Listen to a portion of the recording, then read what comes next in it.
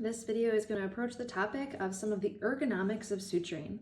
So again, we have our needle driver and we have our needle. This is a relatively big needle just to show a good representation on the camera.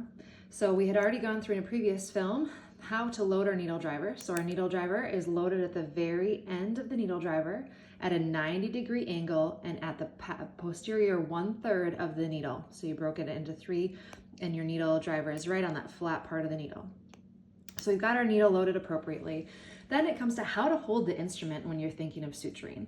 So oftentimes students, or even those that are of us that have been in the field for a long time, will keep our fingers in the eyelets for some suturing. So this is great. It gives you really good control of the instrument. It allows you to clasp or ratchet and unratchet this instrument as you need. It gives you some mobility of the needle. So as you're going to suture, you can use your wrist to rotate to use that arc of the needle to really provide that suture curve. But what you're seeing with this is that my hand is only about 180 degrees of rotation with my hands, with my fingers in those eyelets. Some of us, as we get more advanced, you can consider taking your fingers out of the eyelet to manipulate your suture.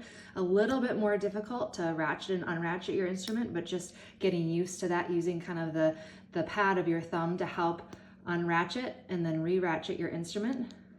But what it does is it gives you almost up to 270 degrees of rotation of that instrument, kind of extending using your fingers and your metacarpal and your wrist joint to help get further rotation of that suture. What this is going to do is really help give you that appropriate suture arc to help get that and drive that suture through the tissues to create a perfect suture.